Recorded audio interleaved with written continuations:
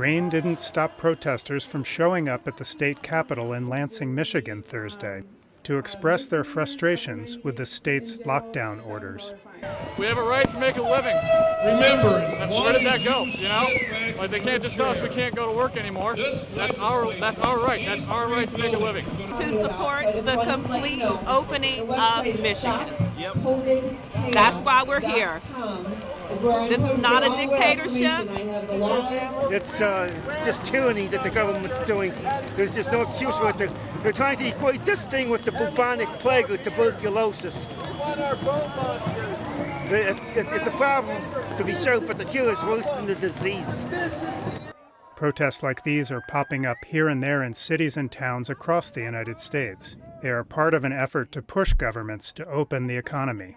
But they also bring together a mix of causes: gun rights, anti-vaccination, anti-government but pro-Trump administration, who have seized the moment to further their agendas. I think the government's role should be assisting, not controlling.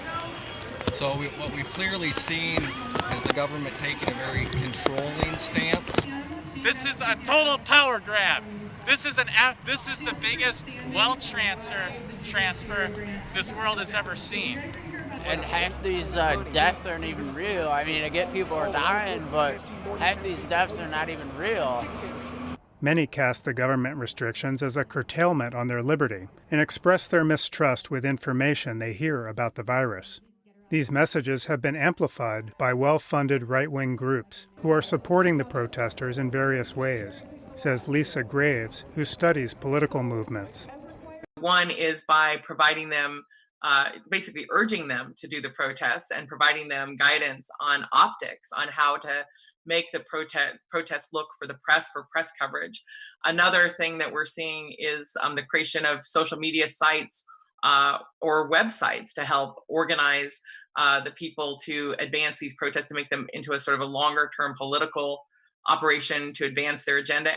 They have really been something that people can't stop watching because it's just so shocking to many people to see people coming out armed to their state capitals. They've gotten, I think, in some ways, a disproportionate amount of coverage based on the fact that most Americans, the overwhelming majority of Americans, believe we need to have these measures in place to protect our lives and the lives of people we love. Counter-protesters have also attended the events, most notably healthcare workers wearing face masks. John Roase felt compelled to attend Thursday's rally because he was upset about seeing guns in the Capitol. I am not against gun rights, but there's no reason for it. For some people, though, protesting is simply a way of being heard, standing up for the economic pain felt by many. I am here particularly for the small business owners that are struggling right now, and for the people that are forced to be unemployed and struggling to feed their families right now. There are signs that the protests are having some effect.